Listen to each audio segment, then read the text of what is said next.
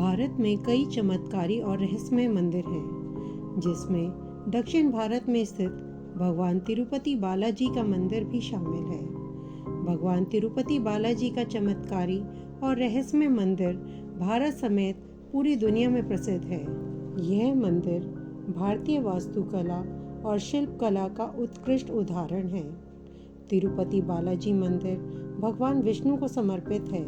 यह मंदिर आंध्र प्रदेश के चित्तूर जिले में तिरुमला पर्वत पर स्थित है और यह भारत के मुख्य तीर्थ स्थलों में से एक है।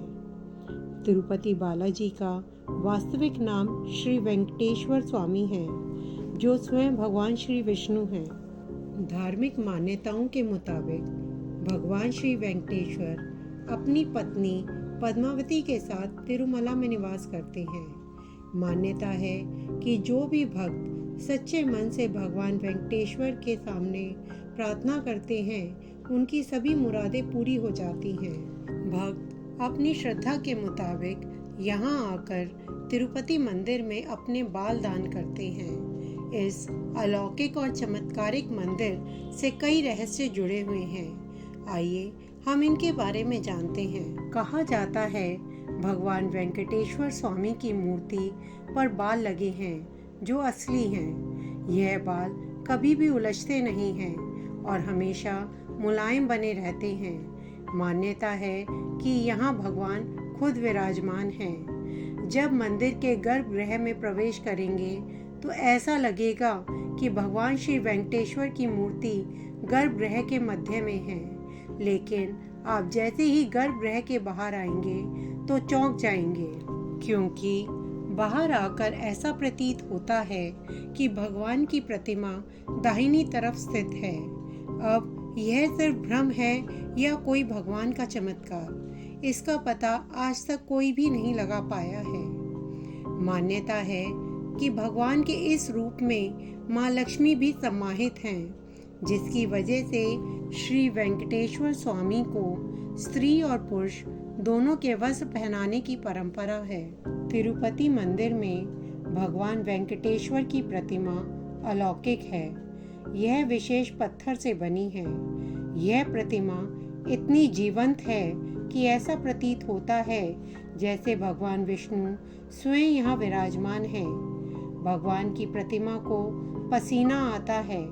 पसीने की बूंदें देखी जा सकती हैं, इसलिए मंदिर में तापमान कम रखा जाता है। श्री वेंकटेश्वर स्वामी के मंदिर से 23 किलोमीटर की दूरी पर एक गांव है, जहां गांव वालों के अलावा कोई बाहरी व्यक्ति प्रवेश नहीं कर सकता।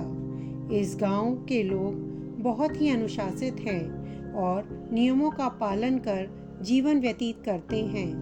मंदिर में चढ़ाए जाने वाला पदार्थ जैसे कि फूल, फल, दही, घी, दूध, मक्खन आदि इसी गांव से आते हैं। गुरुवार को भगवान वेंकटेश्वर को चंदन का लेप लगाया जाता है, जिसके बाद अद्भुत रहस्य सामने आता है।